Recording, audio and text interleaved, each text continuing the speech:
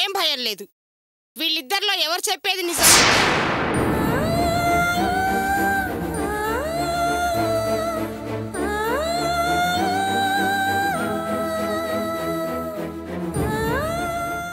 మా అమ్మ చెప్పిందే నిజమేంటి?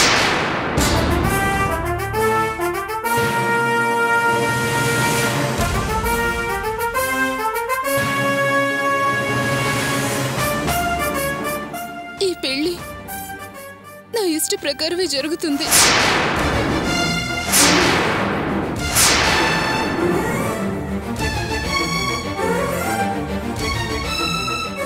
ఇందులో ఎవరు బలవంతమో లేదు.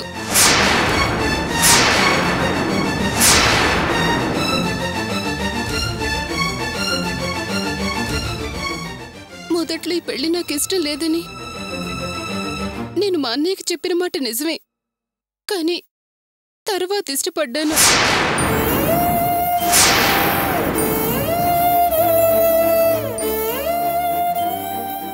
ఆ విషయం మా అన్నయ్యకి తెలియక మీ కంప్లైంట్ ఇచ్చాడు. అదే జరిగింది.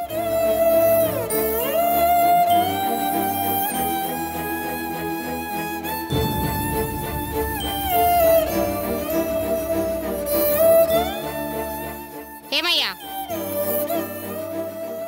నిజాలు తెలుసుకోకుండా మీ ఫ్యామిలీ గొడవలు మా ముందుకు తీసుకొస్తావా? ఇలా చేసినందుకు నీపై యాక్షన్ తీసుకోవాల్సి వస్తుంది. అమ్మా, ఏదో తెలియక నా మీద కోపంతో నన్ను ఇరికించి పగ తీర్చుకోవాలని ఇలా తిక్క పని చేశాడు. దయచేసి ఒక్కసారికి వదిలేయండమ్మా. నా మీద వాడికి ప్రేమ లేకపోయినా వాడి మీద నాకు ఇంకా ప్రేమ ఉంది. కన్న ప్రేమ కన్నా పెంచిన ప్రేమే ఎక్కువ అంటారు. వదిలేయండమ్మా.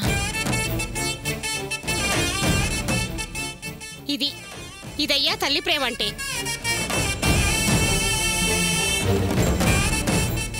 నువ్వు కొడుకులా కాకపోయినా కసాయి వాడిలా ప్రవర్తించావు.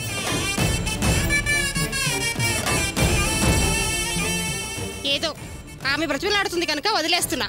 వెళ్ళవతలకి.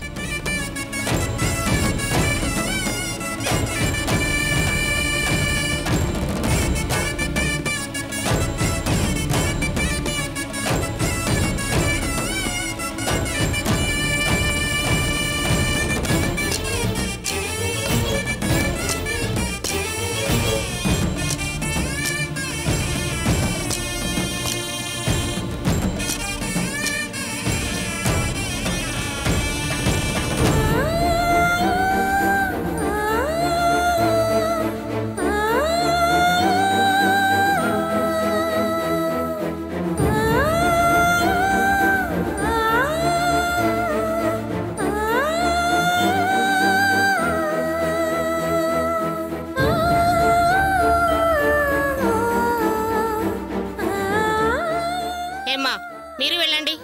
వస్తామమ్మా. రాణి పద.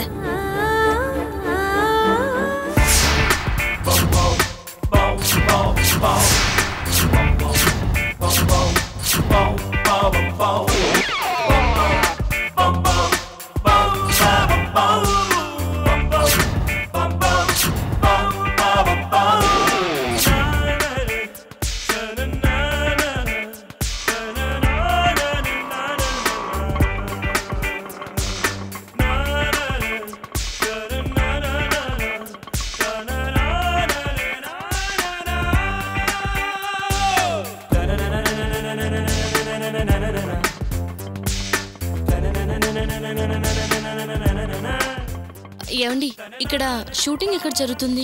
2-3 చోట్ల జరుగుతున్నాయి. మీరు ఏ షూటింగ్కి వెళ్ళాలి? ఢిల్లీ నుంచో అమ్మాయి వచ్చింది, కలవాలి. ఇలా వెళ్ళండమ్మా.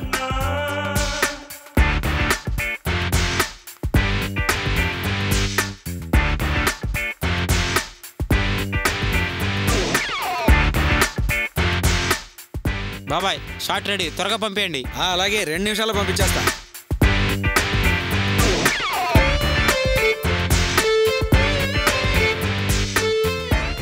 Excuse me. ఎవరండి మీరు? ఎవరు కావాలి? నేహాని కలవాలి. మీరెవరు? నేను నేహా కజిన్ని. అలాగా, అక్కడ కూర్చున్నారు చూడమ్మా.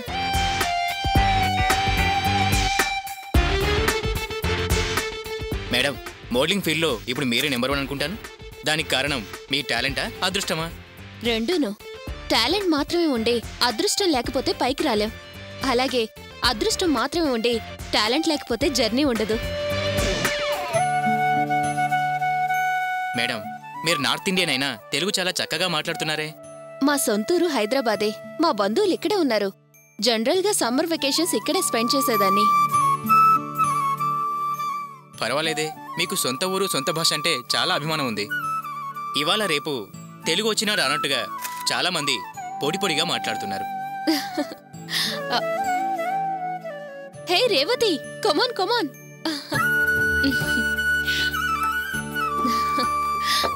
రా కూర్చో. ఎలా ఉన్నావు? బాగున్నాను. చాలా రోజులైంది నేను చూసి. ఎక్స్క్యూజ్ మీ, మా సిస్టర్ వచ్చింది. Let's do it later. Sorry. It's okay madam. Madam ఒక స్టిల్ మేడం. ఓకే, నన్ను మా సిస్టర్ని ఓకే కలిపితే మేడం. తర్వాత నాకు కాఫీ ఇవ్వండి. Okay madam.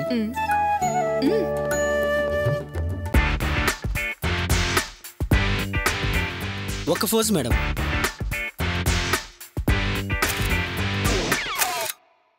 ఒక ఫోజ్ మేడం.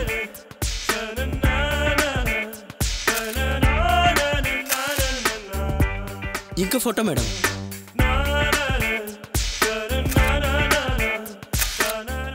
మేడం మీరు సోలోగా 2 ఫోటోలు కావాలి madam.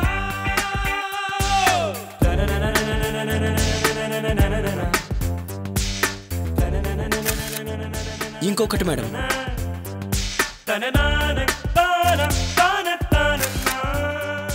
Thank you madam. It's okay. Madam, final గా ఒక క్వశ్చన్. మీరెవరైనా ప్రేమించారా? సారీ, మీరు పర్సనల్ క్వశ్చన్స్ అడగకూడదు, మేము చెప్పకూడదు. Okay bye. Okay madam. Bye. Bye. కూర్చో రేవతి. చిన్నాన్న చిన్నమ్మ ఎలా ఉన్నారు? అంతా బాగున్నారా? అందరూ బాగున్నారు. అవును, హైదరాబాద్ వచ్చిందనివి ఇంటికెందుకు రాలేదు? టైం లేదు రేవతి. చూస్తున్నావు కదా ఎంత బిజీగా ఉన్నానో. రోజు ఏదో ఒక షూటింగ్, ఏదో ఒక ఊరు. కుదరలేదు రేవతి. నువ్విక్కడికి రమ్మని ఫోన్ చేస్తే నువ్వేదో టెక్నికల్ సైడ్ పనిచేస్తున్నావు అనుకున్నాను. తీరా ఇక్కడికి వచ్చాక చూస్తే ఆర్టిస్ట్గా ఉన్నావు. అవును, నువ్విలా సడన్ గా ఇలా ఎలా మోడలింగ్లోకి వచ్చావు? చదువైపోగానే ఏం చేయాలా అని చిన్న కన్ఫ్యూజన్లో ఉన్నాను. అప్పుడు ఢిల్లీలో మా ఫ్రెండ్ మోడలింగ్లో ట్రై చేస్తుంది. నేను ఆ రూట్లోనే తమాషాగా చిన్న ట్రయల్ వేశా. అదే ప్లస్ అయింది. క్లిక్ అయ్యాను, బిజీ అయిపోయాను. డైలీ 1,00,000-2 లక్షలు సంపాదిస్తున్నాను. రోజుకి 1,00,000-2 లక్షలా? నేను చాలా తక్కువ. ఈ ఫీల్డ్లో రోజుకి 10-20 లక్షలు సంపాదించే వాళ్ళు కూడా ఉన్నారు. అది సరే, అసలు అడగటమే మర్చిపోయాను. వాసు ఎలా ఉన్నాడు? బాగున్నాడు. నీ పెళ్లికి పెద్ద గొడవలు జరిగాయటగా పెద్దమ్మ ఫోన్లో చెప్పింది. Madam short ready madam. ఈ షార్ట్ తర్వాత ట్యాంక్ బండ్ షిఫ్టింగ్ ఉంది మేడం. వస్తున్నాను. రేవతి వెయిట్ చే. ఈ షార్ట్ అయిపోగానే ట్యాంక్ బండ్కి షిఫ్టింగ్ అట. కార్లో వెళ్తూ మాట్లాడుకుందాం. లేదు, నేను రాలేను. నిన్ను చూసి వెళ్దామని వచ్చాను. చూశాను కదా, ఇక వెళ్తాను. ఇప్పుడే వచ్చి అప్పుడే వెళ్తానంటావేంటి? ఉండు. లేదు, నాకు కుదరదు నేహా. నువ్వు నీ వర్క్ చూసుకో. నువ్వు ఫ్రీ అవ్వగానే నాకు ఫోన్ చేయి. లేదంటే ఒకసారి ఇంటికి రా, మాట్లాడుకుందాం. ఓకే, నేను ఫోన్ చేస్తాను. బాయ్. బాయ్. రేయ్ చూడరా. చూపించరా.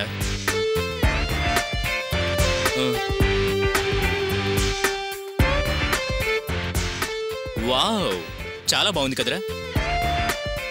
నేహాని కనుక్కుంటా పోలా? అలాగే. ఓకే, త్వరగా కనుక్కో. ఓకే.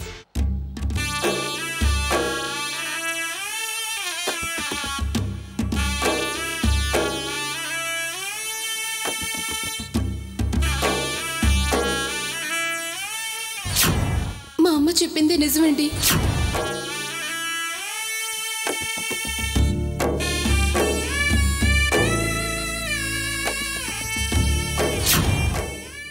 ఈ పెళ్లి నా ఇష్ట ప్రకారమే జరుగుతుంది.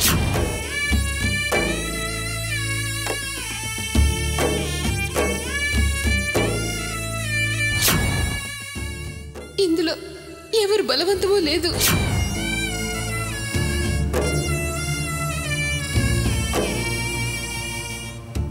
ఏంటని ఇంత లేట్ అయింది? ఆ 2525 నెంబర్ బండి రెడీ అయిపోయింది. వానర్ సాయంత్రం రమ్మని చెప్పాను. అన్నా, బెల్ట్ తగిలించేశానన్నా. కాస్త నువ్వోసారి ఇంజన్ చూసి ఓకే చేస్తే రెడీ అయిపోయినట్టే. ఏంటన్నా అలా ఉన్నావు?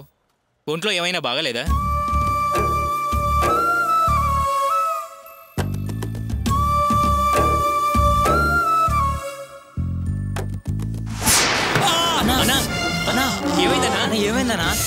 అన్న ఒరే వెళ్ళు ఫస్ట్ ఎయిడ్ బాక్స్ పెట్టరా.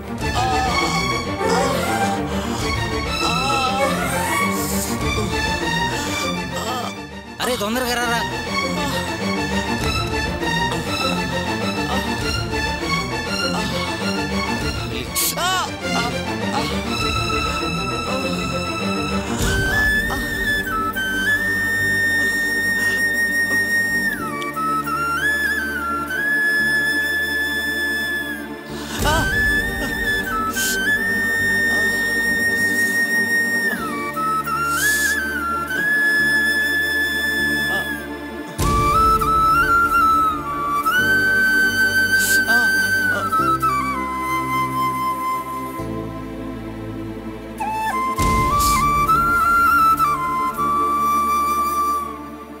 ఇప్పుడు ఎలా ఉందన్నా? పర్వాలేదు, మీరు వెళ్ళి పని చూసుకోండి. వెళ్ళండి రా, వెళ్ళి పని చూసుకోండి. పదరా.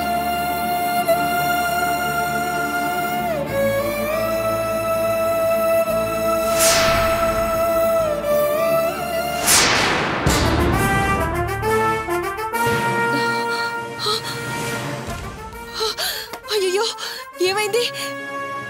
తలకి కట్టేంటి? ఏం లేదు అర్చన. ఏమడుగుతావు వదినా? అన్నయ్య అదోలా ఉన్నాడు. ఏదో ఆలోచిస్తూ వస్తుంటే ఆ రాడు తలకు తగిలింది. అయ్యో కాస్త చూసుకొని నడవచ్చు కదా. వదినా, అసలు అన్నయ్యకి ఏమైందో తెలియట్లేదు వదినా. షెడ్డుకు రావటమే ఆలస్యంగా వచ్చాడు. ఏంటన్నా అలా ఉన్నావంటే ఏం మాట్లాడకుండా వస్తూ ఆ దెబ్బ తగిలించుకున్నాడు. అదేంటి పొద్దున్నే పనుందని బయలుదేరావు, ఇక్కడ ఆలస్యంగా వచ్చారంటున్నారేంటి? ఎక్కడికెళ్ళావు? చిన్న అర్జెంట్ పని ఉంటే బయటికి వెళ్ళాను. అదే ఏం పని, ఏం జరిగింది, ఎక్కడికెళ్ళావు? అది ఏదో పెద్ద విషయమే జరుగుంటుంది, అందుకే నీ మొహం ఇలా ఉంది. చెప్పు, ఎక్కడికెళ్ళావు, ఏమైంది? అర్చన, ఊరికేలా కంగారు పడద్దు, ఏమీ కాలేదు. వాళ్ళేదో వాగుతున్నారు. లేదు వదినా, అన్నయ్య ఏదో దాస్తున్నాడు. ఏదో జరిగింది, లేకపోతే అన్నయ్య అలా ఉండడు. అవును వదినా, అన్నయ్యను ఎప్పుడు ఇలా చూడలేదు. మామూలుగా అయితే 1 నిమిషం 2 నిమిషాలు మళ్ళీ మామూలుగా అయిపోయే మనిషి అదే పనిగా ఆలోచిస్తున్నాడు. ఏదో జరుగుంటుంది వదినా. వాగడం ఆపి పని చూసుకోండి. వాళ్ళనెందుకు కసురుకుంటావు? వాళ్ళకి అలా ఉంటే నాకెలా ఉంటుందో ఆలోచించు. ఏం జరిగిందో చెప్పు. ఏం లేదు అర్చన, ఏదో పరజానంలో వస్తుంటే తగిలింది అంతే. లేదు, నువ్వింత ఆలస్యంగా వచ్చావంటే ఏదో కారణం ఉండుంటుంది. నువ్వెక్కడికో వెళ్ళావు, అక్కడేదో జరుగుంటుంది. ఏం జరిగిందో చెప్పు. వదిలే అర్చన, ఎందుకు ఆ విషయం గుర్తు చేస్తావు? చాలా బాధగా ఉంది. బాధగా ఉందా? అంటే ఖచ్చితంగా ఏదో పెద్ద విషయమే జరిగింది. చూడు, భార్యాభర్తల మధ్య ఏ దాపరికాలు ఉండకూడదని నువ్వే నాతో చెప్పి నా దగ్గర దాస్తున్నావా? అంటే నేను నీ భార్యని కాదా? అర్చన, ఏంటా మాటలు? అయితే ఏం జరిగిందో చెప్పు. ఈరోజు పొద్దున్న